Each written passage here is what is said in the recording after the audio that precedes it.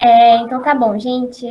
Acho que a gente pode começar, né? Que já são 16 e 5 minutinhos. Então, boa tarde para todo mundo, né? Sejam todos bem-vindos. Quem não me conhece, meu nome é Vanessa, eu sou integrante do NERP. E, primeiramente, eu gostaria de agradecer a todo mundo, né, que está aqui hoje pela presença no nosso seminário do NERP. E agradecer a Flávia, primeiro, né, por aceitar estar aqui hoje e palestrar para a gente. Então, a Flávia, além dela ser minha coordenadora, ela é colaboradora do NERP e possui graduação em Ciências Biológicas e em Matemática Aplicada pelo Unicamp, possui mestrado em Ecologia, também pelo Unicamp, doutorado em Ecologia pela USP e atualmente ela é pós-doc na Unicamp. A Flávia, ela trabalha com modelos teóricos matemáticos e está interessada no link entre ecologia e evolução e em processos em diferentes escalas. Então é isso, gente. Eu só lembrando vocês que no final, né, a gente tem um momento para discussão e perguntas que vocês podem ou mandar aqui pelo chat ou também pedir a fala, né, para a gente aí pelo chat, que a gente organiza direitinho e cada um pode sentir a vontade aí para fazer suas considerações. E é isso. Muito obrigada, Flávia, e é contigo. Obrigada pela apresentação, Vanessa. Eu vou de novo colocar em apresentação e eu devo errar de novo. Se eu errar, você me avisa.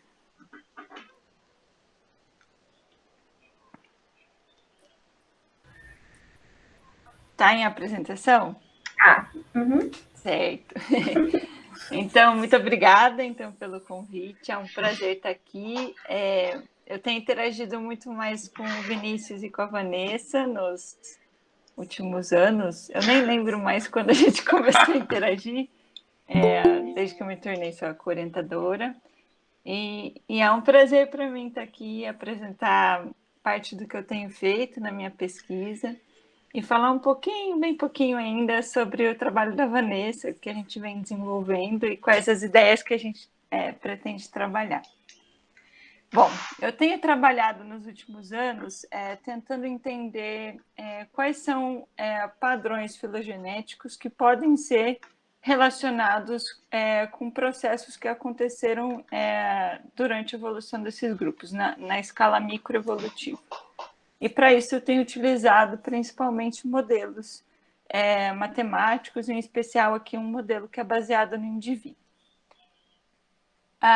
Todo esse trabalho que eu tenho feito, ele não é um trabalho que eu posso dizer que eu fiz sozinha. Eu tenho contado ao longo dos anos com a colaboração de pessoas maravilhosas e que sem as quais eu não teria feito nada do que está aqui. E eu devo agradecer também às instituições que eu trabalhei, tenho a colaboração aí quase que permanente, e também as agências de fomento e pesquisa que tão raras hoje em dia, mas eu tive a sorte de ter a Bolsa FAPESP por um bom tempo e atualmente eu sou bolsista PNPD na Unicamp. Então fica aqui meu agradecimento a todo esse pessoal e muita gente que com certeza está faltando aqui ainda. Bom, uma das perguntas principais na biologia é entender como é que existem tantas espécies, como é que coexistem tantas espécies, como elas surgem, qual o número delas, como elas se formam exatamente, né? E essa formação de espécies, em geral, ela está relacionada na biologia aos modos geográficos de especiação. E muito tem se utilizado, a gente tem utilizado em diversos modelos para tentar entender esses modelos de especiação, e entre eles estão os modelos que são neutros e não neutros. Os modelos neutros, em geral, eles não levam em consideração nenhuma competição, nenhuma interação biológica, levam em conta como acontece a especiação se nada acontecesse. É uma ideia por detrás de um modelo neutro. E nesses trabalhos, então, de modelo de especiação, é muito aceito, tanto biologicamente, tanto empiricamente, quanto dentro dos modelos, que é preciso ter uma certa estruturação geográfica para que essas espécies se formem. E quando essas espécies se formam, elas têm um certo padrão na diversidade delas, que, em geral, é descrito, então, por essas árvores filogenéticas. Então, formam-se, essas espécies se formam, elas são aparentadas umas com as outras, de tal forma que a gente pode descrever esse parentesco através de uma árvore filogenética. Então, como é que a gente pode entender e ligar os padrões que, por exemplo, os processos geográficos que estão envolvidos na especiação com os padrões que se formam nessas árvores filogenéticas?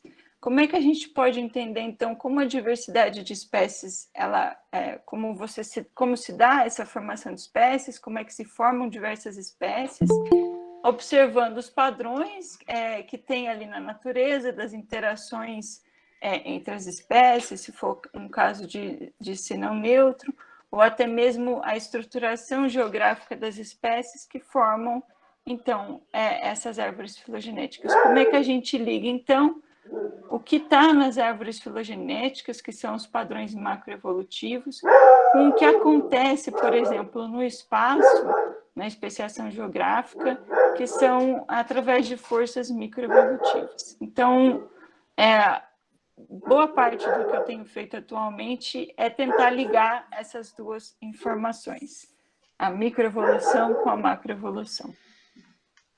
Em geral, é bem aceito que, como eu falei para vocês, que existe uma configuração geográfica que ela permite, então, que se formem espécies. Por exemplo, quando você tem um grupo de indivíduos que se dividem numa certa configuração geográfica por uma barreira geográfica.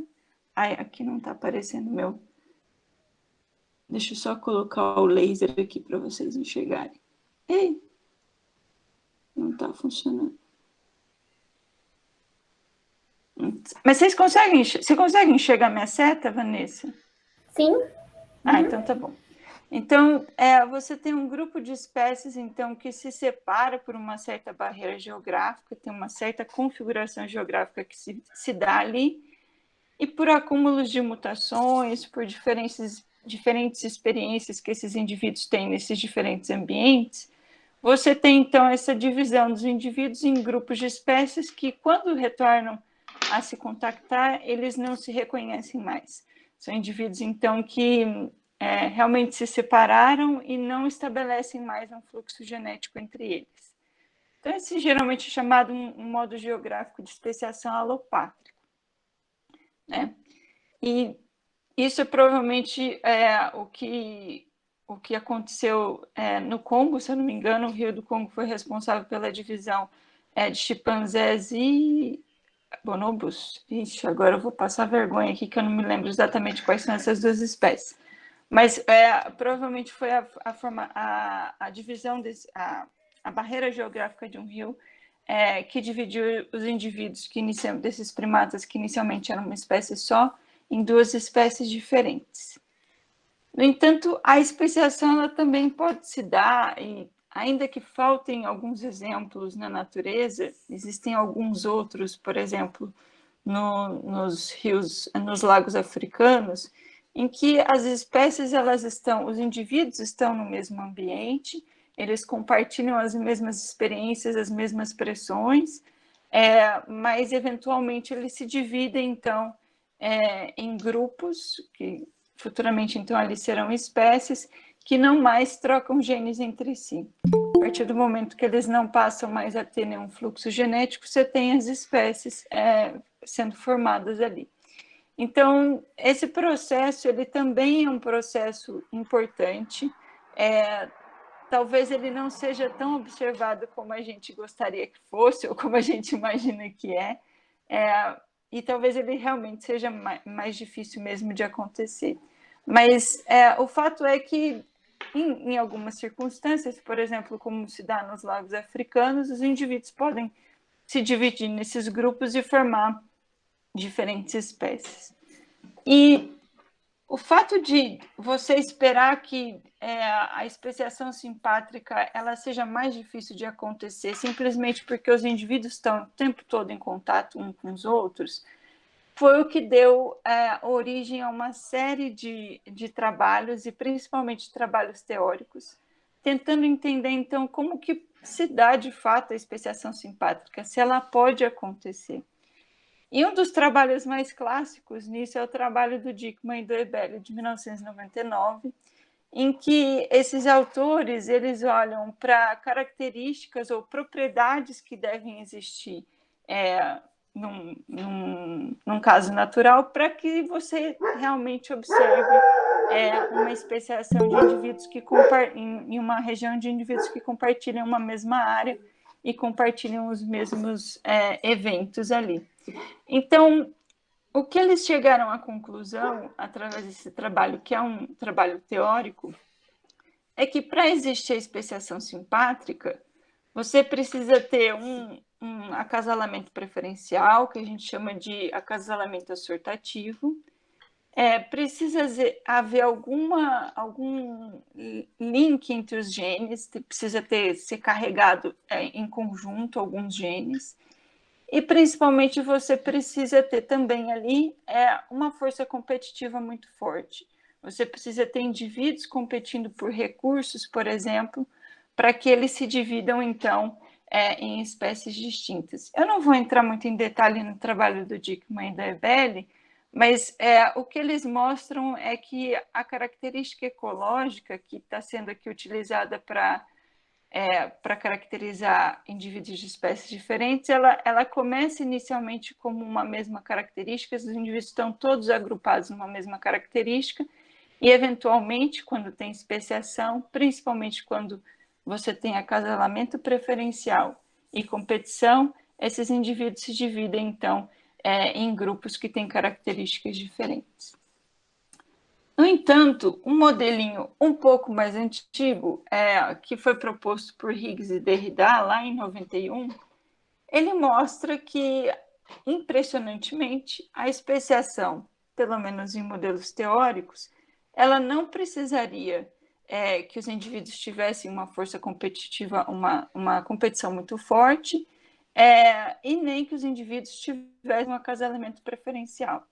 Você só precisa que os indivíduos sejam definidos aí por um genoma e eles compartilhem o mesmo espaço, para que, eventualmente, depois de um certo período de tempo, indivíduos que eram muito parecidos entre si passem a se dividir em grupos de indivíduos que não são tão parecidos entre si.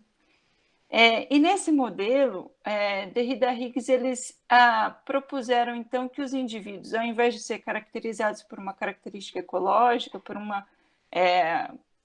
uma cor ou por um comprimento, aqueles vão ser definidos por um genoma que tem um comprimento bem grande, e a gente vai ver aqui que o comprimento do genoma, no caso do Derrida e Higgs, é infinito, e cada posição desse genoma, o que a gente poderia dizer, cada gene desse genoma, ele pode expressar um alelo mais um ou um alelo menos um. Então, a gente diz que é um genoma haploide bialélico. Então, só tem 2 opções de alelo para cada posição genética aqui. E a formação, então, de espécies no modelo de Derrida-Higgs, ela se dá também pela quebra de fluxo genético. Então, indivíduos aqui que eu ligo através desses links aqui, são os indivíduos que podem reproduzir entre si, eles teriam uma característica genética que permite que eles se acasalem entre si, e com o passar do tempo, os indivíduos vão criando diferenças, vão tendo diferenças em seus genomas, de tal forma que certos grupos de indivíduos eles se isolam e não conseguem mais se reproduzir com outros grupos de indivíduos.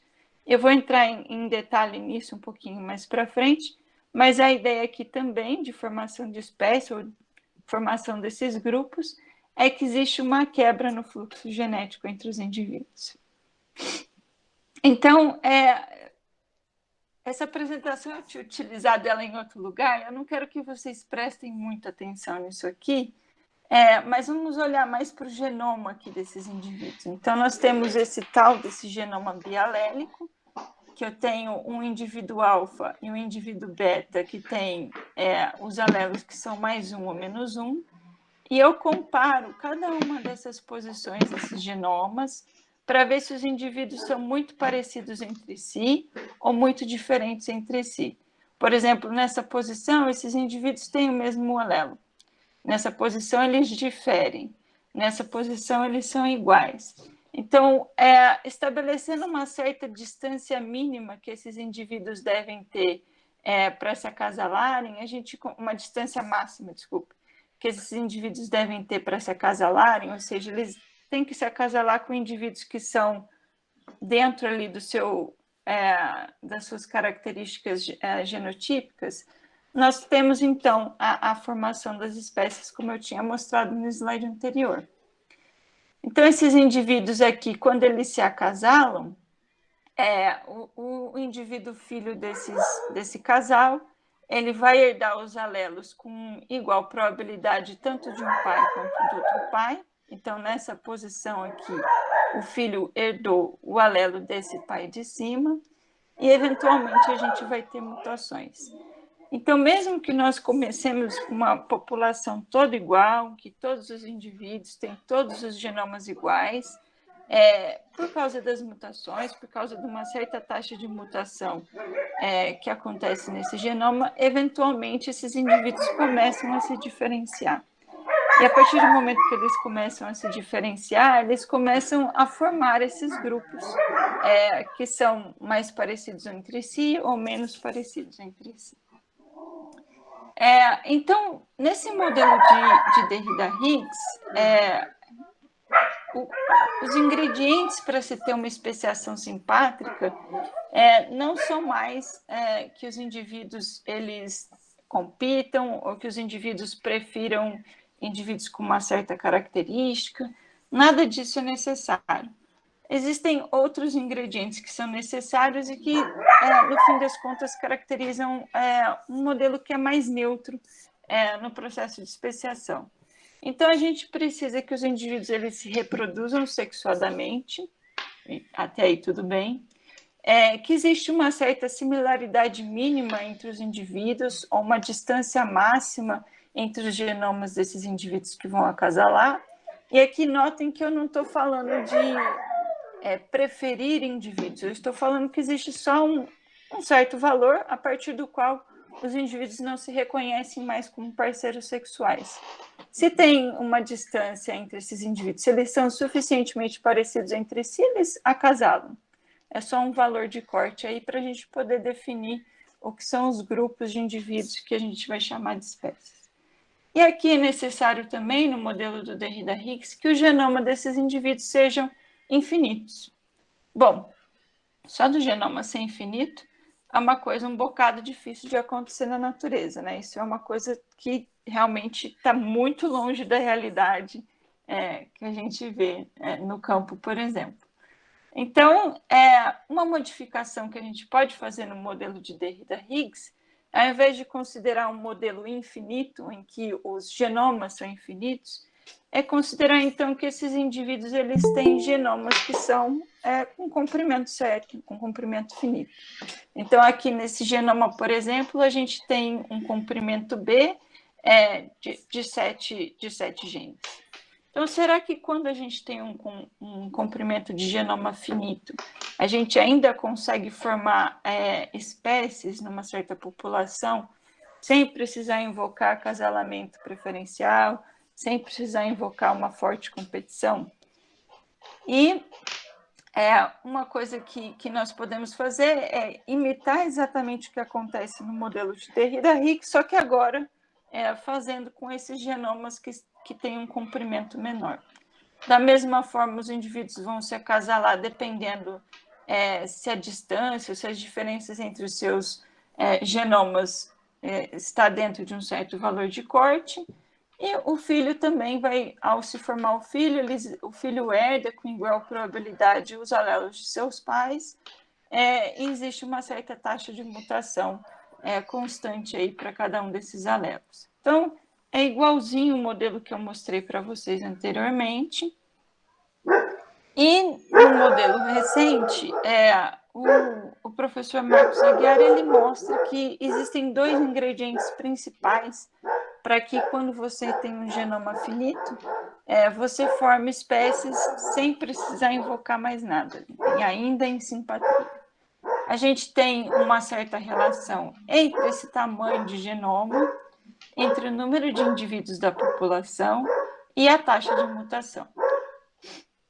Então, uma coisa que a gente começou a entender, então, é que, de fato, a gente poderia ter a formação de espécies sem precisar de nenhuma estrutura espacial, sem precisar invocar ingredientes muito complicados e apenas colocando ali que os indivíduos se reproduzam sexuadamente, eles têm um certo genoma e um certo valor máximo de similaridade entre esses indivíduos para que eles consigam se reproduzir e formar os filhos.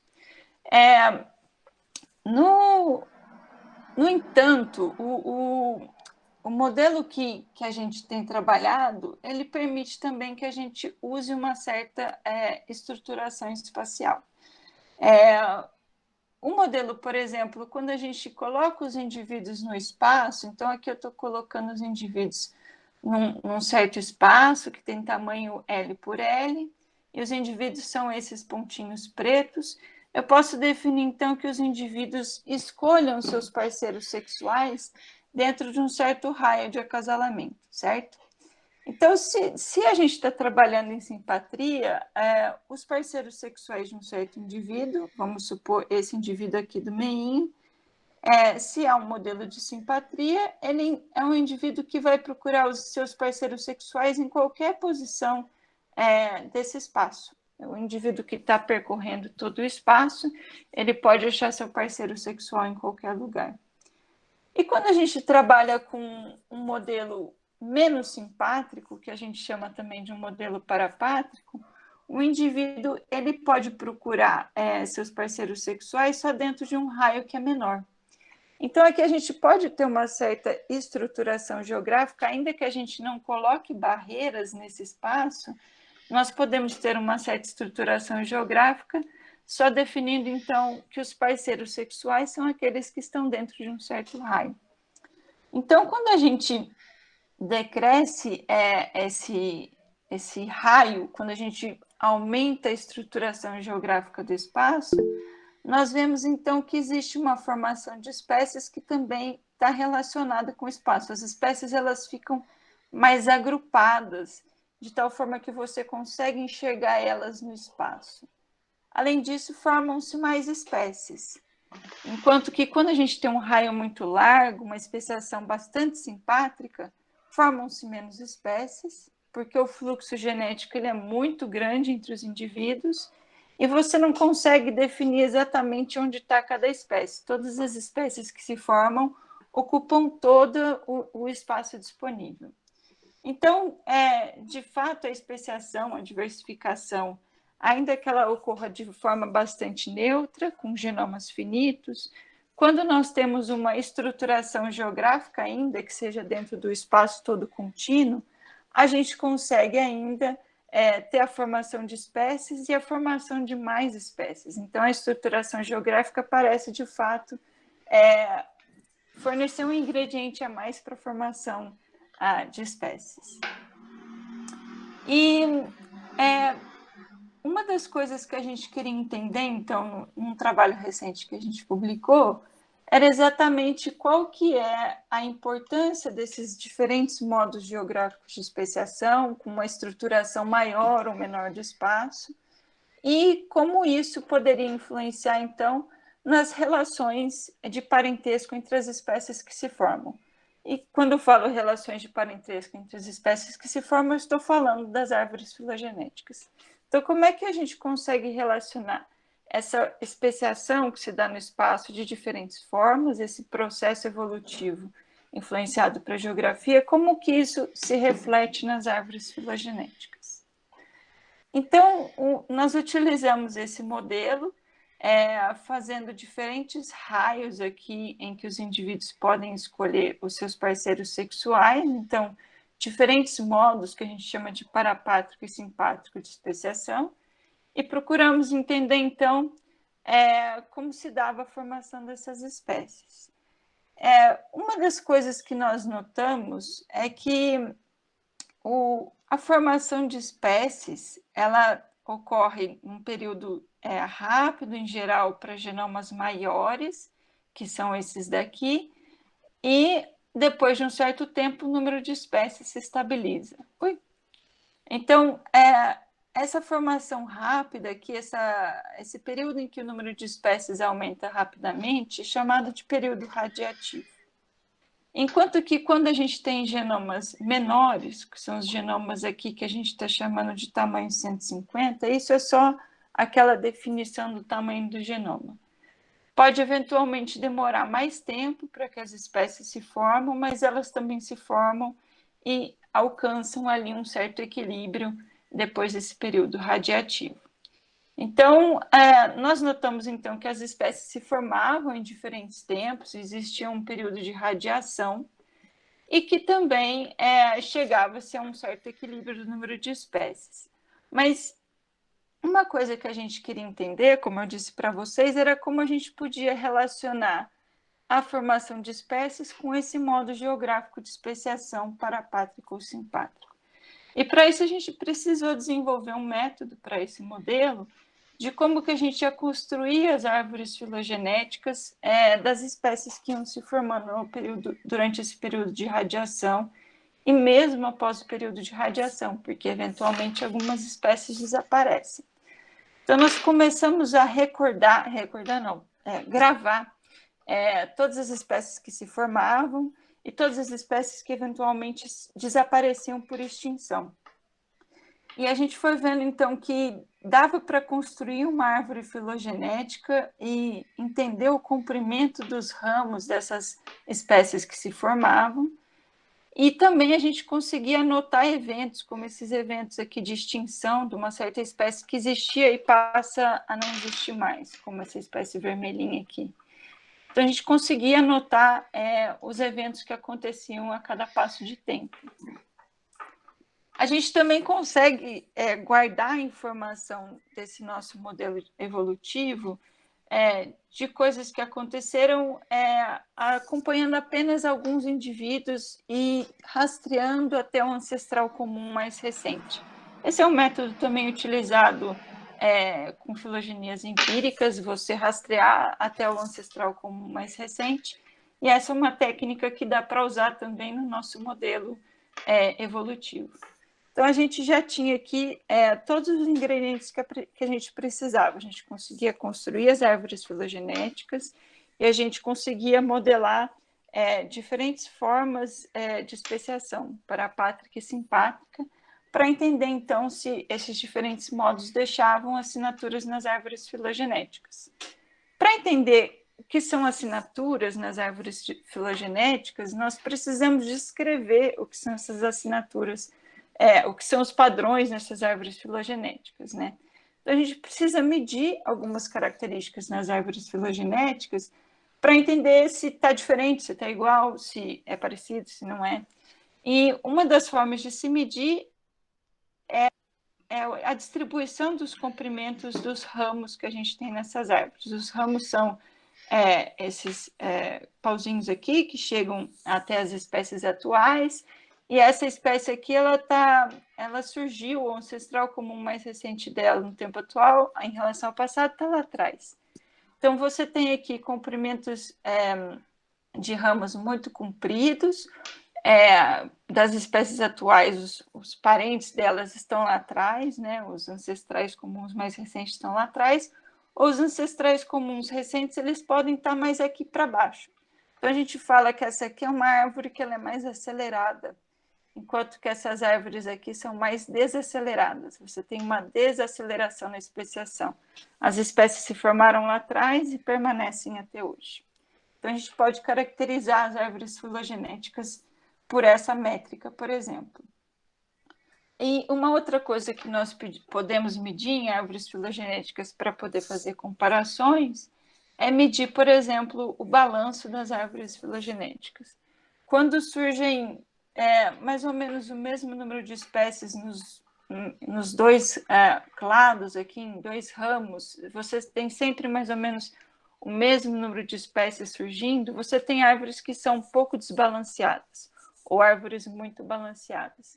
Enquanto que quando acontece a especiação só em um determinado clado, porque ele tem uma certa riqueza, ou porque ele tem existe uma certa condição naquele genoma para que se diversifique mais, você tem árvores, então, que são mais desbalanceadas, com um grupinho, um certo clado que se diversifica o tempo todo e outro que não se diversifica tanto. Então, nós conseguimos descrever quais são as estruturas das árvores filogenéticas e tentar entender dessas espécies que se formam numa situação mais simpátrica, como é esse caso aqui, em uma situação mais parapátrica, que é esse caso laranja aqui, dá para olhar também pelo S aqui, que eu estou definindo nas cores laranja, vermelho e azul, são situações mais parapátricas, em que o raio é muito pequeno, existe uma estruturação geográfica maior. E quando o raio é maior, como o raio 40 e o raio 20, nós temos uma estruturação geográfica muito pouco preeminente, é uma simpatria, então nós temos uma outra configuração geográfica. Então, a gente tinha aqui as nossas configurações geográficas, formavam mais, menos espécies, mas como é que são as árvores filogenéticas? E uma coisa que a gente conseguiu entender através desse trabalho é que aqui no verdinho e no amarelo, que são as situações mais simpátricas, as espécies que se formavam, elas eram espécies que tinham surgido mais recentemente. Então, as árvores elas eram mais aceleradas, existe uma certa aceleração aí no processo evolutivo, e também são árvores mais balanceadas, elas não são tão desbalanceadas. Então, nós percebemos principalmente que essa simpatria ela parece ter uma importância muito grande na aceleração dessas árvores filogenéticas.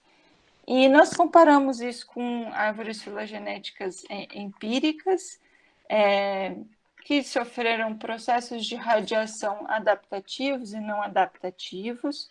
Então, aqui os quadradinhos são os que mais se parecem com o nosso modelo, que o nosso modelo era um modelo neutro. E nós também comparamos com o fluxo genético que essas árvores empíricas parecem ter passado durante o seu processo de radiação. Quando eu falo que é um processo de radiação com alto fluxo genético, realmente estamos falando de coisas que foram mais simpáticas, em que existia um fluxo genético meio que constante ali entre todos os indivíduos da população. Então, aqui os cinzas e os pretos, realmente eles parecem que são os de especiação simpátrica, realmente eles parecem bater bem com o nosso modelo aqui, quando a gente teve simpatria no nosso modelo, um raio muito grande entre os indivíduos para se acasalarem. Isso parecia muito interessante, né? Por mais que a gente saiba que muitos outros processos podem ter levado essas árvores empíricas a terem essas estruturas, talvez só o espaço posso explicar muito bem como se dá a estruturação dessas árvores filogenéticas. Então, esse foi um estudo bastante interessante e isso nos gerou curiosidade para tentar entender outras coisas, que são as árvores que a gente estudou. Então, uma das coisas que a gente ficou interessado é que temos aqui um processo de parapatria, de simpatria, a gente consegue ter essa configuração geográfica, a gente consegue diminuir o nível de simpatria. Será que quando a gente tem uma estruturação geográfica um pouco mais complexa, colocando barreiras, ou seja, indo mais para a direção de uma alopatria, que é o que a gente está acostumado, como será que se dá a formação dessas espécies? Como isso vai influenciar essa configuração geográfica das espécies na presença de barreiras, vai influenciar a estruturação dessas árvores filogenéticas? Pelo estudo que a gente tinha feito até então, nós tínhamos então que as árvores filogenéticas com um raio muito grande, a simpatria, indo então aos raios menores aqui, que é uma parapatria, ou seja, quando eu decresço o raio ou quando eu aumento a estruturação geográfica, a gente tinha notado então que o que importava mais aqui era como isso resultava, o que isso implicava mais era numa diferença no comprimento dos ramos dessas árvores. As árvores passavam de mais aceleradas para menos aceleradas. Então a gente falou, bom, a gente vai aumentar aqui a estruturação geográfica, vamos colocar barreira. Provavelmente o que vai acontecer então é que nós vamos ter de novo um decréscimo aí do comprimento da aceleração dessas árvores filogenéticas, então vamos ter ramos cada vez mais longos. Então essa era a hipótese que a gente tinha até então. E quando a gente foi estudar isso no nosso modelo, nós percebemos que as barreiras geográficas, assim como muitas pessoas já deviam aqui suspeitar, porque é uma coisa bastante natural para um biólogo pensar, é que as barreiras geográficas elas levavam ao surgimento de clados bastante bem definidos em algumas situações, como nesse caso aqui. Nós temos 3 barreiras, formavam agrupamentos aqui nessas árvores filogenéticas, exatamente em 3 grupos. E quando a gente olhava para 4, então ficava ainda mais claro que tinha 4 grupos. Então, aparentemente, assim, a estruturação geográfica ela estava mexendo com o balanço das árvores filogenéticas, com esses grupinhos se agrupando nas árvores filogenéticas. E, de fato, quando a gente olha para a estruturação das árvores filogenéticas quanto ao balanço aqui no eixo Y, nós vimos que existia uma relação com o número de espécies dessas árvores. De fato, existe essa relação. Quanto mais espécies existem numa árvore filogenética, mais desbalanceado, em geral, essas árvores são. Ainda que se tente normalizar, essa é uma propriedade de árvores filogenéticas ou de árvores binárias, em geral, que você não consegue desvincular totalmente esse número de espécies. Mas uma coisa que nós notamos, que foi bastante interessante, é que conforme a gente estruturava o espaço em 1, 2, 3 ou 4, a gente chamou de DEMs aqui, de espaços de subespaços no nosso espaço total, nós vimos que o balanço dessas árvores filogenéticas ele decaía. De tal forma que a gente poderia, talvez, olhar para a estrutura de árvores filogenéticas empíricas e dizer, bom, esse balanço dessa árvore aqui, ele está muito baixo para ser um processo de especiação que se deu só em um espaço contínuo. Então, provavelmente, por causa desse índice de Sacking ou desse desbalanço da árvore, nós podemos inferir que talvez a especiação ela tenha acontecido em mais de um espaço, mais de uma ilha, por exemplo. E foi isso que a gente tentou entender com as árvores empíricas.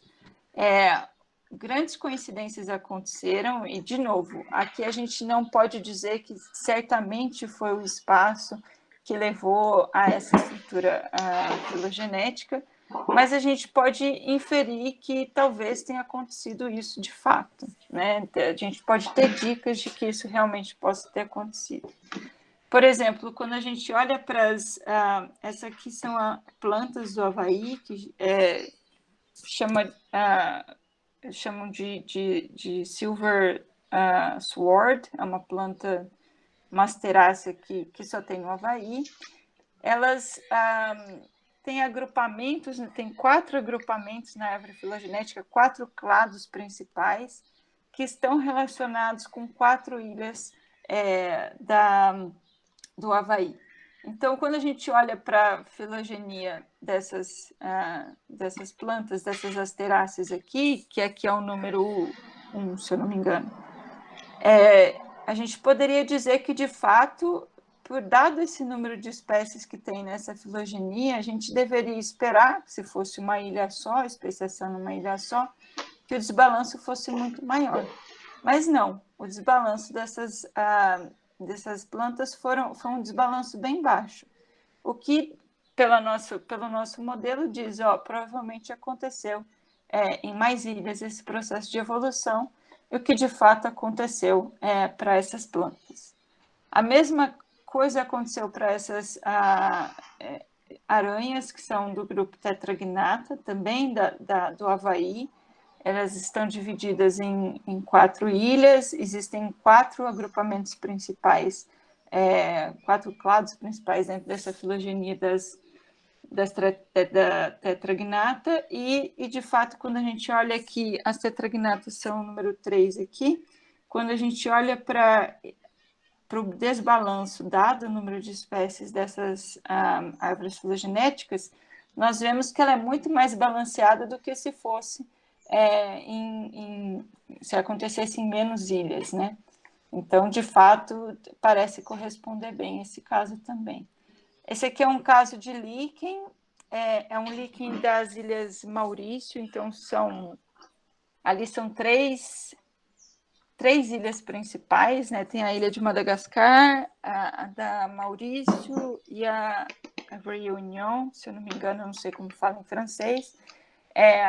O processo de especiação desses líquen Sticta também se deu nessas ilhas de diferentes formas, e você tem as espécies realmente, esses agrupamentos de espécies realmente associados às ilhas.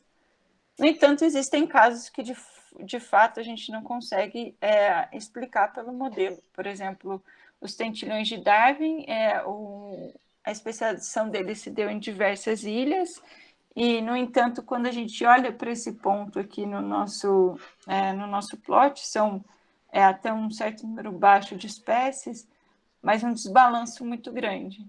E isso seria previsto no nosso modelo por uma especiação que se dá em uma ilha só, num espaço contínuo, o que não foi o caso dos tentilhões de Darwin.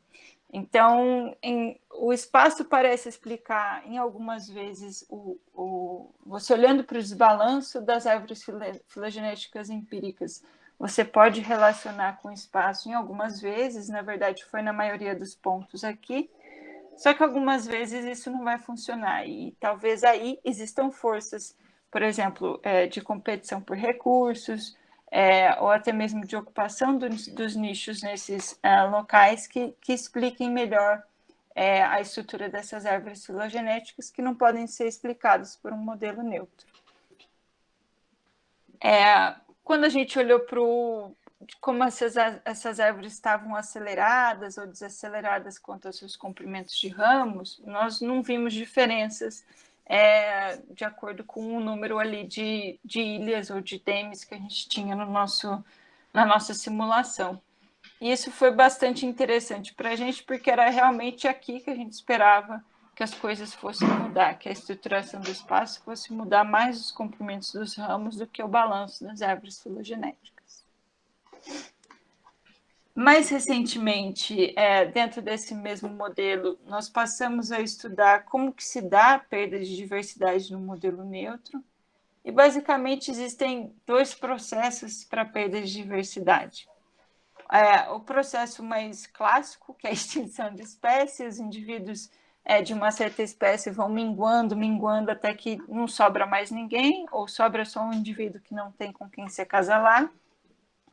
Ou pode acontecer processos de hibridização, que aqui a gente dividiu em 2 processos, um chamado de fusão e outro chamado de reversão, em que você tem a formação de uma espécie aqui, mas eventualmente, depois de um tempo, eles passam a se cruzar de novo e se torna tudo uma espécie só novamente. Então, essa perda de diversidade, se a gente ligasse de novo os indivíduos que podem cruzar entre si, nós poderíamos ter a formação das espécies aqui com o passar do tempo, e eventualmente nós poderíamos ter 2 espécies aqui, a azul e a amarelinha, que, com o passar do tempo, se estabelece de novo um fluxo genético entre alguns indivíduos dessas duas espécies, e você tem, então, um processo de hibridização. E um processo de extinção que é exatamente só a perda dos indivíduos daquela espécie. Aqui nós tínhamos uma espécie azul, indivíduos que podiam cruzar entre si, e com o passar do tempo, você não tem mais ninguém daquela espécie, eles desapareceram. Então, se a gente for pensar numa estrutura de árvore filogenética, que é uma chamada de evolução reticulada, a extinção é simplesmente um ramo que para e não continua mais, ele se extinguiu, parou ali. Se a gente for pensar numa fusão, a gente tem um processo de especiação que bifurcou aqui, só que com o passar do tempo você junta de novo, então você unifica aquele ramo de novo. E o processo de hibridização ele não precisa acontecer justamente em duas espécies irmãs ali que acabaram de surgir.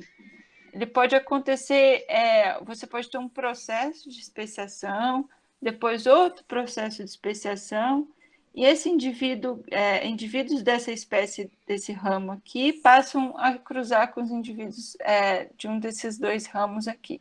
Então, são espécies que se diferenciaram há mais tempo, mas ainda assim elas se unem por um processo de hibridização.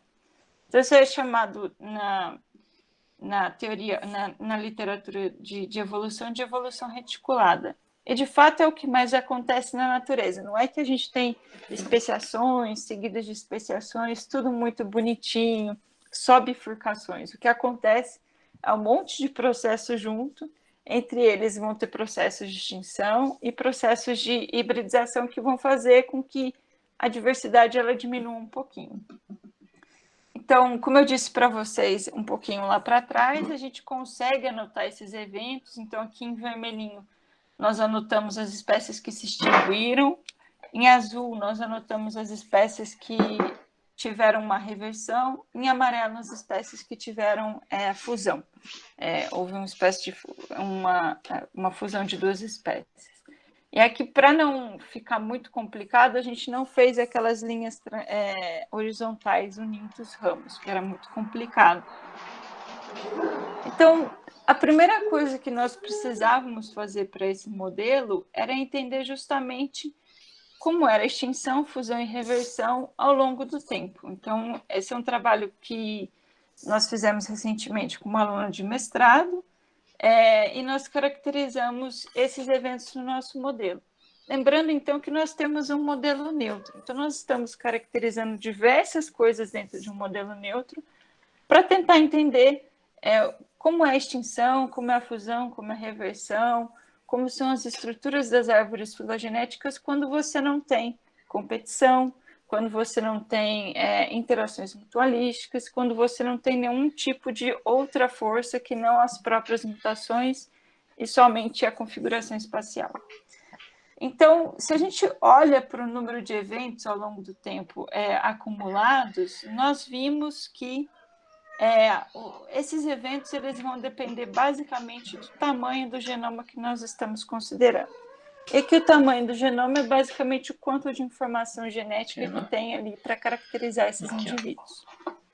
A extinção, ela nos genomas maiores, de 1.500 e 15.000, ela não se difere, então talvez o genoma de 150 seja só um genoma muito pequeno, mas os processos de fusão e reversão, nós notamos que eles são muito mais frequentes no genoma menor, no genoma de 150.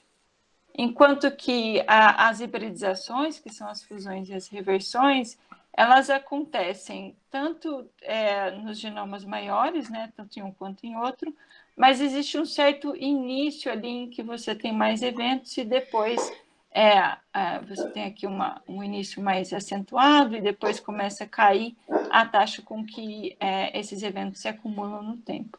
Se a gente for olhar o número de eventos por geração, isso fica um pouquinho mais claro. Nós vemos que a extinção ali, ela atinge uma certa constante, então a extinção ela está acontecendo o tempo todo numa mesma taxa, mas os eventos de fusão e reversão, eles acontecem principalmente aqui no início e depois eles acontecem numa taxa mais constante. sendo que a reversão, ela basicamente, quando você precisa de 2 processos de especiação para então você ter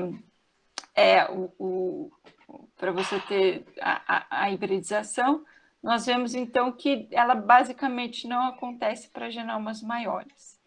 Então, o principal processo de hibridização que vai acontecer é realmente a fusão, quando você tem um processo de especiação e depois essas espécies se juntam. Uma coisa que nós também conseguimos caracterizar aqui é como se dá o tamanho, quando esses eventos acontecem, qual é o tamanho dessas populações. Uma coisa importante, talvez não tão importante, mas que é fácil de ver aqui, é que a extinção ela vai acontecer em populações muito pequenas, porque é basicamente essa definição de extinção. Eu estou tendo uma população que diminui, até que ela desaparece. Então, as espécies, quando elas desaparecem, elas têm um tamanho de população muito pequeno. Enquanto que a fusão, ela acontece nas populações em seus diferentes tamanhos. Não precisa ser uma população muito pequena, não precisa ser uma população muito grande, ela vai seguir basicamente a distribuição dos tamanhos das populações, das espécies que nós temos ali se formando. Então, ela acontece o tempo todo, acontece mais no começo, mas ela acontece com todos os tamanhos de população. E o comprimento de ramo, o que nós vimos é que a extinção ela acontece durante todo o período evolutivo. Para comprimentos, não importa se a espécie ela surgiu há muito tempo ou se ela é uma espécie mais recente, ou seja, não importa se o comprimento de ramo é muito longo ou se o comprimento de ramo é muito curto, a extinção ela segue basicamente a distribuição dos tamanhos de ramos de uma filogenia normalmente. No entanto, quando a gente olha para os processos de hibridização, nós vemos que eles acontecem basicamente para comprimentos de ramo muito curtos. Esses comprimentos de ramo muito curtos são principalmente porque são espécies que se diferenciaram há pouco tempo e voltam a se reproduzir em pouco tempo. Então, os comprimentos de ramo são menores, sendo que quando você precisa de dois processos de especiação para se ter de novo uma espécie só, para você fundir aquelas espécies, demora um pouco mais de tempo. Por isso, o comprimento de ramo ele se estende por mais tempo nesse modelo. Então, basicamente, nós conseguimos entender através desse modelo, que é um modelo neutro, como é que são as flutuações genéticas, como as flutuações genéticas elas são importantes, e também como as flutuações genéticas basicamente vão definir os processos de hibridização, e também como as flutuações nos tamanhos populacionais são importantes durante esse processo neutro. Então, tendo tudo isso formado, tendo todas essas informações, nós agora conseguimos incluir ingredientes, que são ingredientes como, por exemplo, competição, de interação entre os indivíduos, incluindo um certo fitness para esses indivíduos, ou seja, tirando essa neutralidade no modelo, para entender, então, como esses diferentes ingredientes, esses diferentes processos, vão ser importantes tanto para a flutuação genética, que vão definir as hibridizações, como também vão ser importantes para as flutuações do tamanho das populações. Então, os passos que nós temos desenvolvido agora são nessa direção, tentar entender como outros processos de interações entre os indivíduos, de uso de recursos, são importantes, então, tanto na estrutura das árvores filogenéticas, quanto para esses processos que acontecem durante o período evolutivo, que não necessariamente estão marcados numa árvore filogenética. E mais recentemente, agora mudando um pouquinho de assunto, mas ainda permanecendo no modelo baseado no indivíduo, comecei a trabalhar com o Vini e com a Vanessa, que vocês conhecem muito bem, para tentar entender melhor o processo de polinização e, principalmente, como o comportamento das abelhas pode influenciar na reprodução de plantas. Uma das das coisas que a gente está interessado, a Vanessa vai poder me corrigir se eu falar besteira, é tentar entender como o grooming, que é esse comportamento das abelhas de limparem o seu corpo, e até mesmo essa estocagem de pólens em escopas e curbículas, que são essas coisas que acontecem, essas estruturas que existem nas patas das abelhas, como esse estoque ele pode influenciar, então, no processo de polinização. Então, tanto esse comportamento das abelhas limparem o seu corpo e eventualmente espalharem o pólen pelo seu corpo, quanto esse estoque aqui, essa retirada de pólens que vai para essa escopa ou curbícula, como é que isso pode ser importante para a reprodução de plantas. Então, aqui, muito parecido com aquele indivíduo, com aquele modelo baseado de indivíduo que a gente tinha ali atrás, na formação de espécies, agora a gente está interessado no modelo baseado no indivíduo, em que o látice ele passa a ser o corpinho da abelha. Então, nós temos aqui um látice separadinho aqui, em que nós temos essas divisõezinhas aqui, né, esses quadradinhos, que basicamente são os pelos ou as regiões do corpo dessa abelha, né? E os indivíduos no nosso látice não vão ser mais indivíduos que vão formar espécies, mas vão ser grãos de pólen que vão se grudar no corpinho da abelha. Nós podemos fazer diferentes camadas aqui desse corpinho da abelha, que podem ser, se vocês notarem aqui, isso foi uma grande discussão entre a gente, mas se vocês notarem aqui, essas abelhas, elas têm esses pelos, né? E esses pelos, então, eles têm profundidade. O pólen pode ficar ali embaixo ou aqui em cima, nesse pelo, então você tem uma certa profundidade no corpo da abelha também, para se carregar o pólen. E uma das coisas que a gente tem feito são simulações para tentar entender, então, como esses comportamentos da abelha podem influenciar a reprodução das plantas. Então, nós temos, por exemplo, uma abelha que visita diferentes plantas numa certa sequência, e vamos supor que essa aqui é a camada mais de baixo do corpo da abelha, essa é a camada mais de cima. Então, ela visita a planta 1, os pólens se estabelecem ali no comecinho. Aí visita a planta 2, a laranja começa a ter algumas posições que já estavam ocupadas, então vai para um segundo nível ali. A planta 3 é visitada depois, então ela vai ocupando os espaços que estão vazios.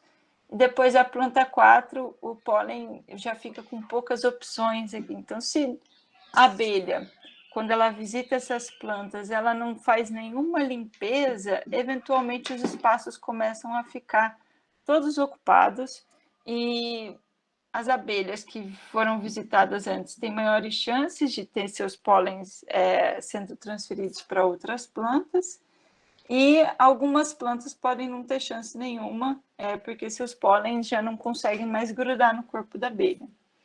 Então, uma coisa que a gente quer entender com esse trabalho é tentar entender, então, se uma abelha que não faz grooming nenhum, ela não tira esse pólen, não estoca esse pólen na escopa após a visita, como é que é o estabelecimento desse pólen no corpo dela em relação a uma abelha que, após visitar a planta 1, ela já faz uma limpeza, retira alguns pólens, nesse processo ela espalha outros pólens pelo seu corpo. Então, como se dá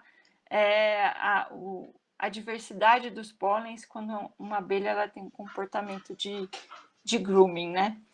E entre as coisas que a gente precisa, que a gente está analisando, que a gente está olhando para entender, para tentar entender como isso pode influenciar a reprodução das plantas, é olhar a diversidade dos pólens em cada camada desse corpo da abelha, quando existe grooming e quando não existe grooming. A gente quer tentar entender também qual que é o fitness daquela flor que é visitada logo no começo, se é bom para as plantas elas serem visitadas numa certa sequência, se as plantas que são visitadas por último, elas têm um fitness maior, então isso também está incorporado no modelo. E também a gente quer entender qual que é a diversidade dos pólens que são depositados nas plantas no processo de polinização. Quando uma abelha ela vai, visita uma planta, depois ela visita outra, aqueles pólens da primeira planta que ficaram no corpo da abelha vão ser depositados nessa segunda planta. Então, qual é o sucesso desses grãos de pólen ao longo das visitas da abelha?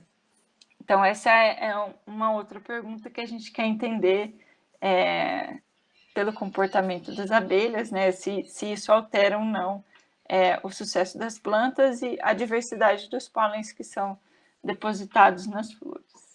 Então, esse é o trabalho que acho que a Vanessa já deve ter apresentado para vocês. A gente está desenvolvendo há algum tempo, é um modelo um pouquinho complicado, mas a gente está chegando lá. Espero em breve a gente poder apresentar esse trabalho completo para vocês. Bom, o que eu tinha para apresentar hoje era isso. Eu estou aqui aberta às perguntas. Se quiserem também não perguntar nada, tudo bem. E quem quiser entrar em contato depois, acho que eu deixei o meu e-mail lá no comecinho. Se alguém quiser perguntar alguma coisa depois, esse é o meu e-mail. Não sei se está aparecendo aí. É flamarkit@gmail.com. Quem quiser, então, entrar em contato depois, se não puder ficar até mais tarde. Era isso que eu tinha para apresentar hoje para vocês. Espero que tenha sido não muito complicado, né? Porque é um pouquinho complicado. Obrigada. Muito obrigada. Obrigada, Flávia, foi excelente. É um pouquinho complicado. Mas podem perguntar. Ai, foi ótimo. Teve uma primeira pergunta, né? Teve? Teve. Deixa eu só ver aqui, porque eu caí no final, eu resgatei só uma pergunta. Depois alguém tem que me ajudar aí. O Rafael, né, ele tinha falado, primeiro ele falou que era sensacional, né? Em um trecho da sua fala, e depois ele falou, acho que perdi um trecho da apresentação. As espécies se formam apenas por mutação e pelas restrições de se acasalar com os parceiros mais próximos? Isso. Então eu vou voltar para a apresentação, porque a gente quer explicar tudo, mas não quer explicar tudo, e às vezes a gente pula uns pedaços importantes. Eu não estou apresentando, estou? Ou eu estou? Estou? Então deixa eu pegar aqui. Eu vou pegar um pouquinho mais para frente. Esse slide aqui. Tá. Então, de fato, se a gente começa com os indivíduos todos iguais, com o passar do tempo, se tivesse só mutação, com o passar do tempo, as mutações iam fazer esses indivíduos se diferenciarem. Mas, além disso, existe a reprodução sexuada aqui. Então, você tem os indivíduos, eles vão se reproduzir, eles são haploides e vão formar um outro indivíduo haploide.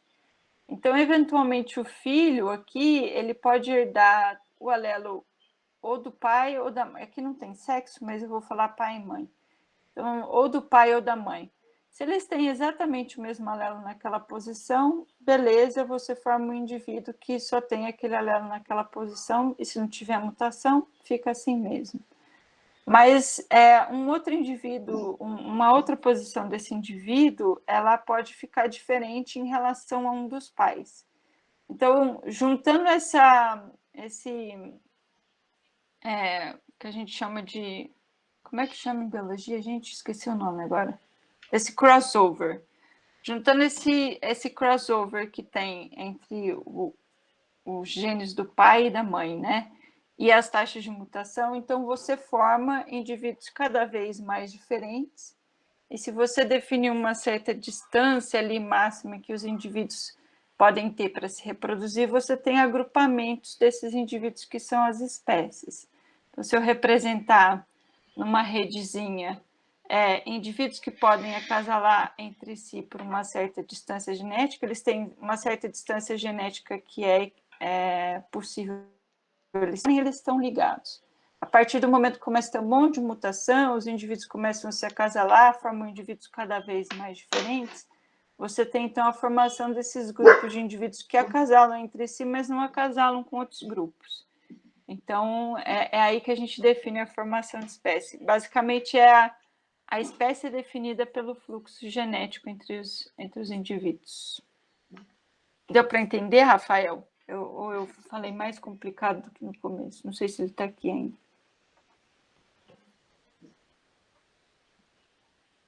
Ele disse que entendeu sim. Meu Deus, eu não estou vendo. Ele tinha feito outra fala, né? Ele falou incrível. E aí ele falou assim: outro passo legal seria considerar que a hibridização pode dar origem a novas espécies por poliploidia ao invés de reversão. Vocês já pensaram nisso? Exato.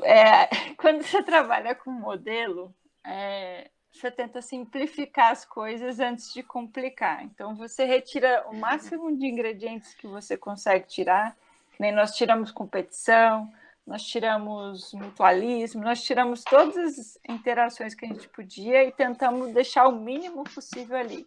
Os indivíduos reproduzem, formam novos indivíduos, formam espécie, né?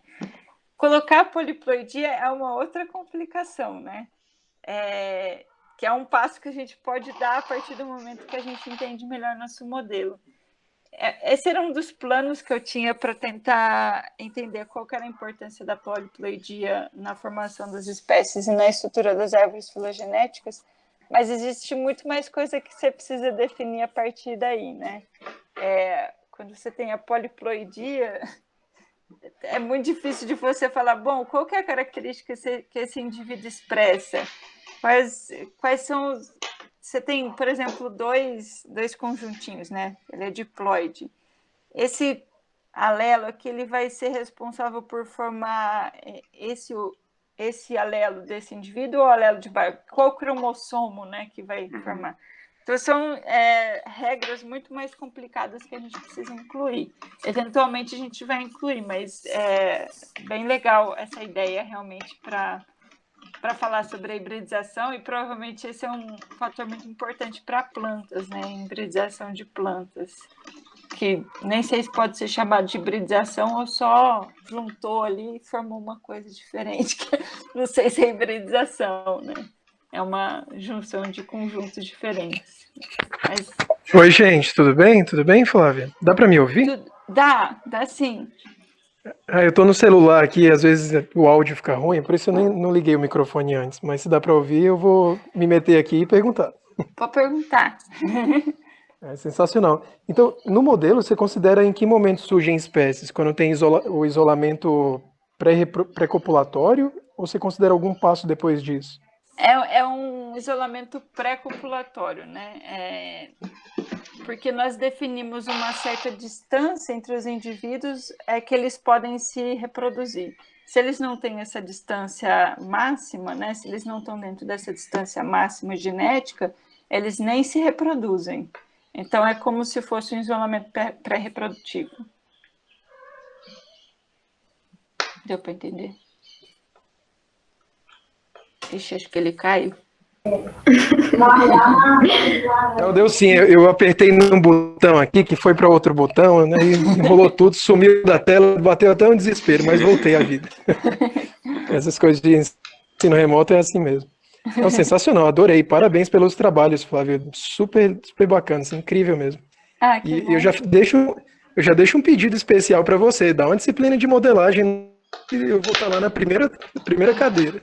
Por favor, Roy Mota, por favor.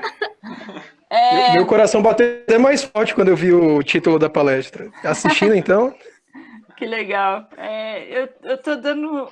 começa agora em junho, dia 6, se eu não me engano, uma disciplina que eu vou dar na USP, na Unicamp. Ela vai ser uma disciplina condensada, síncrona e assíncrona.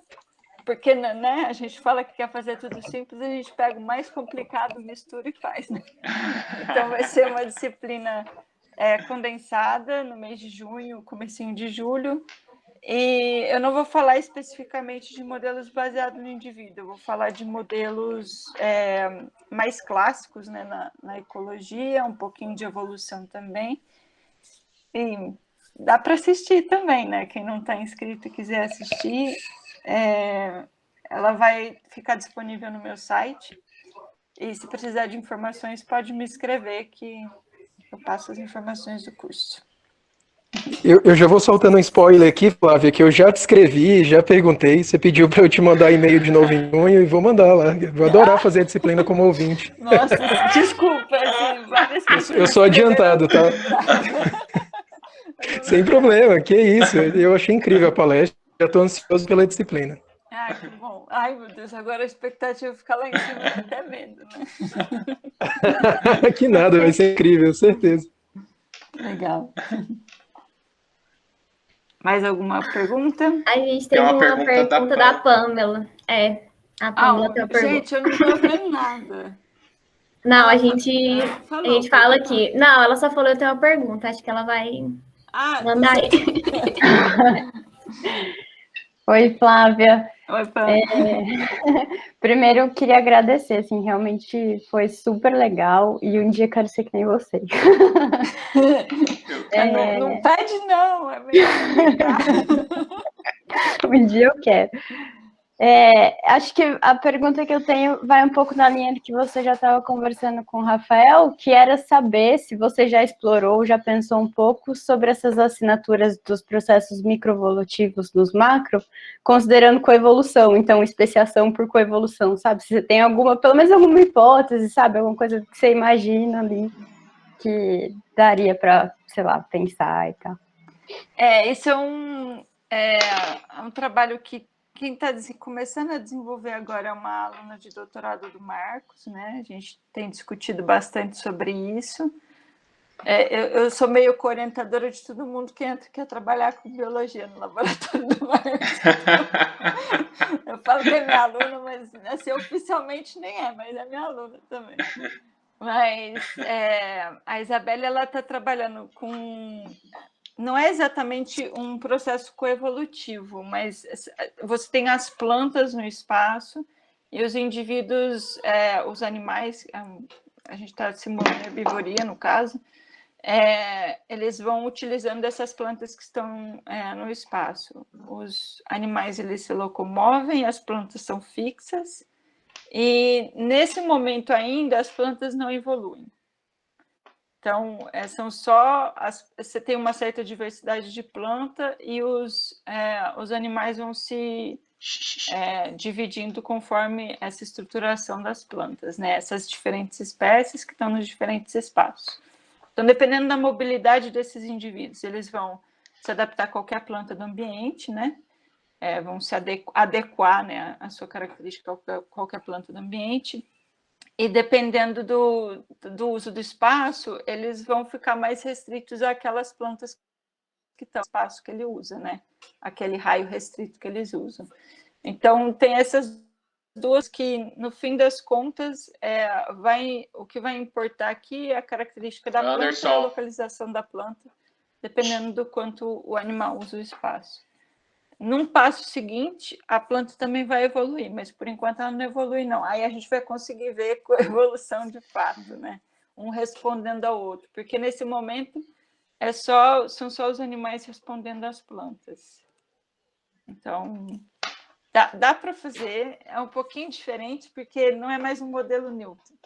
Então, você precisa definir uma aptidão, o fitness dos indivíduos, e como você vai definir essa aptidão, nesse caso desse modelo, como ele é um modelo que tem um genoma, ele vai ser basicamente a relação dos genomas entre as diferenças dos genomas entre os animais e as plantas.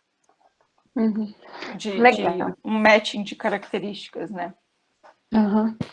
Legal, super obrigada. Era exatamente por isso que eu estava pensando nessa coisa, tipo, os animais se movem, as plantas não, isso já muda exatamente no modelo essa diferença, né, do tamanho do raio, assim. Exato, é isso. E tem umas coisas muito legais, porque em herbivoria, por exemplo, em plantas que são utilizadas na agricultura, você tem uma estruturação espacial dessas plantas que é muito diferente, né? Você tem, por exemplo, faixas de plantas, ou você tem uma monocultura, você nunca tem tudo misturado, né? Como, por exemplo, numa floresta. E só isso já é muito importante, né? Essa estruturação das plantas. Vamos ver. Ela está no começo ainda. Próximo NERP ano que vem, né? Acho que vai demorar um pouquinho mais. Daqui a alguns anos. Obrigada. Imagina. Ô, Flávio, tem uma pergunta. Sim. Eu fiquei pensando, né? Como o seu modelo é neutro, e aí você comentou aquele caso dos tentilhões que ele ficou um pouco fora ali, né? Do que era esperado, e você fez uma inferência de que talvez alguns processos ecológicos, né, não neutros, poderiam explicar esse desvio. Eu queria saber se essa é uma coisa trivial, assim, a gente pode usar isso como uma métrica, assim, de o quão distante um grupo que você conhece, né, a filogenia, o tamanho e o balanço dela. A gente pode usar esse desvio aí do seu modelo como uma métrica do quão importante processos ecológicos foram para a diversificação daquele grupo, será? Pois é. Ou isso está muito distante ainda, sabe? Esse é nosso sonho, assim. É muito doido, assim. A gente procurou principalmente filogenias de radiação não adaptativa. Ou seja, a radiação ela se deu basicamente por qualquer outro processo que não é um processo ecológico, que não é nenhuma força nesse sentido. Mas é muito difícil de achar, porque biólogo tem mania de achar que tudo é adaptativo. Tudo é adaptativo. Então é um pouco complicado. Eu não estou na posição de conhecer grupos o suficiente para dizer o que é adaptativo e o que não é adaptativo. Então, a princípio, daria sim, mas acho que uma das coisas talvez importantes para os próximos passos seja a gente tentar entender qual que é a magnitude da importância do espaço na formação das espécies. Então, se realmente só o espaço é importante na formação de espécies, ainda que a gente esteja chamando de radiação adaptativa, basicamente a estruturação espacial ela deveria explicar todas as árvores filogenéticas que a gente tem. Quando não explica, né, que é esse caso dos tentilhões de Darwin, o que explica? Uhum.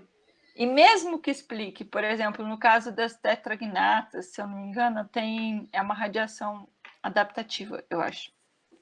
Mesmo quando a gente fala, bom, isso aqui é uma radiação adaptativa com certeza. Mas será que a parte adaptativa deixou algum sinal na árvore filogenética? Porque parece que talvez não, né? Entendi. Talvez seja só o espaço, pura e simplesmente, deixe as assinaturas suficientes na árvore filogenética que apague qualquer informação das interações. Então, separar essas coisas é um pouco complicado ainda, assim. Falta informação biológica também, assim. Muito do que está escrito nos artigos são os pesquisadores falando isso aqui foi adaptativo, né? Talvez tenha sido, assim, não estou falando que eles não conhecem, mas talvez não tenha sido e a gente fica com a informação meio truncada aqui, né? Mas o meu chute é que o espaço, ele é um grande estruturador das árvores filogenéticas. Basicamente, a estrutura das árvores filogenéticas pode ser explicada pelo espaço e quando não talvez a gente não esteja olhando para a escala correta do espaço. Que eu acho que talvez seja esse o problema dos tentilhões de Darwin. São aves. Ave voa, né? Uhum. Então, a distância de uma ilha para outra é suficiente para dizer que aquilo lá são várias ilhas ou é uma coisa só para uma ave? Isso que eu ia te perguntar agora na sequência, inclusive. Quando você fala estruturação espacial, aí eu tenho que pensar um pouco assim, sabe? Você está falando na capacidade de dispersão ali, ou de acasalamento, né, naquele raio S, ou você está falando das barreiras geográficas, ou tanto faz. Ou tanto faz, Né? Ou tanto faz. A estrutura, tanto ela é faz, um contínuo, né? Ela é um contínuo. Então, quando você tem a parapatria, né, que a gente chama de parapatria, os indivíduos eles estão no mesmo espaço, mas eles estão usando regiões muito específicas daquele espaço. Então, de fato, se o indivíduo aqui quiser conversar com o indivíduo aqui, ele pode, mas ele está conversando só com esses daqui, entendeu? Então, tem esse negócio. É um contínuo que você não usa todo, é tudo meio quebrado, que é basicamente o que a gente tem nos continentes, né? Se for pensar, é o que a gente tem no continente. O indivíduo não se dispersa tanto a ponto de chegar do Iapoca ao Chuí, né? Não sei qual que é no sul, qual que é no norte. Mas aí você tem uma complicação ainda maior, quando você põe barreira geográfica. Então, você tem a estruturação dentro do continente, que são esses usos específicos do espaço, mas você tem estruturas geográficas muito mais complicadas que você não consegue ir de um para o outro, né? Por uma falta de capacidade mesmo. E aí é uma estruturação muito maior do espaço, né? Então, a gente tenta andar nesse contínuo aí, que é um pouquinho complicado. Muito massa. Valeu, Flávio. Que é isso. Mais alguma coisa, Vanessa? Eu não estou vendo. Então, no mais, eu acho que foram só parabéns, né?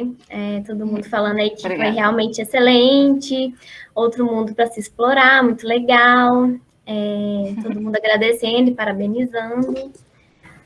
Aí o Rafael perguntou, né, se a palestra ficou gravada e se vocês vão postar. Sim, né, Vini? Todas as palestras, tirando a última do Davi, que não funcionou aqui o aplicativo para gravar, mas todas ficam lá no canal do NERP. Legal. Tá certo. Vai ser lindo assistir de novo. Ah, meu Deus, gente. Tô até com vergonha agora. Não fique. Foi ótimo mesmo. Você ia falar alguma coisa, Vini? Não, eu ia só lembrar, né, gente, que a gente se encontra a cada 15 dias, sempre aqui na quinta-feira, 4 da tarde. E a gente divulga as palestras uma semana antes, lá no na nossa página no Instagram, que é o @NERP_UF. Isso. O próximo, acho que se eu não me engano, é dia 10 de junho. E obrigada, gente, todo mundo, né, pela presença. Muito obrigada, Flávia, pela disponibilidade, pela excelente palestra. Foi ótimo. Uma honra, ainda mais, né, a parte que você falou do meu trabalho foi muito bom de ver. É muito bom ver por outra. Mais figurinha, mas não deu. Eu adorei, foi ótimo. Muito obrigada, gente. Até mais, então. Até mais. A gente se vê agora. Tchau, pessoal.